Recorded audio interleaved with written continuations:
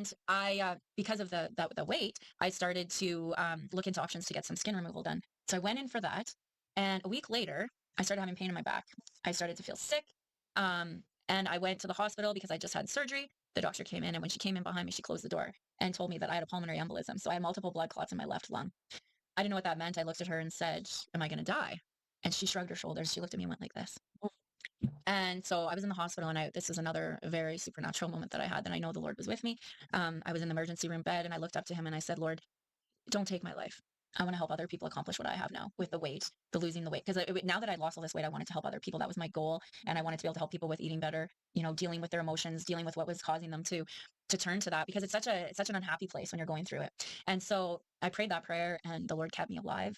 And, I'm still here. And I remember going home and kind of like self-pity on myself because I couldn't run like I did before, because my lungs were really harmed, right? Like even walking, my heart rate would get up to 170 sometimes, and I was running. So I was kind of depressed when I got out of the hospital. And I remember like at home laying in bed and kind of being a little bit depressed and feeling sorry for myself. And then I know now the Lord spoke to me. I was watching a movie, and Miracles from Heaven, if you've ever seen it, and how that little girl, like how she overcame all that. And I was like, I gotta quit feeling sorry for myself and get out there and just take the steps, like start walking, just slowly, like push yourself.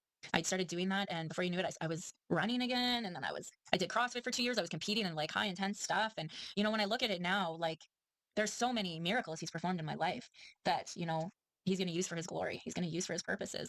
And that's what my heart wants to do now, is help people that are struggling with eating, exercising, fitness, but also to get around the emotional part of it, and to also incorporate the word of God into it.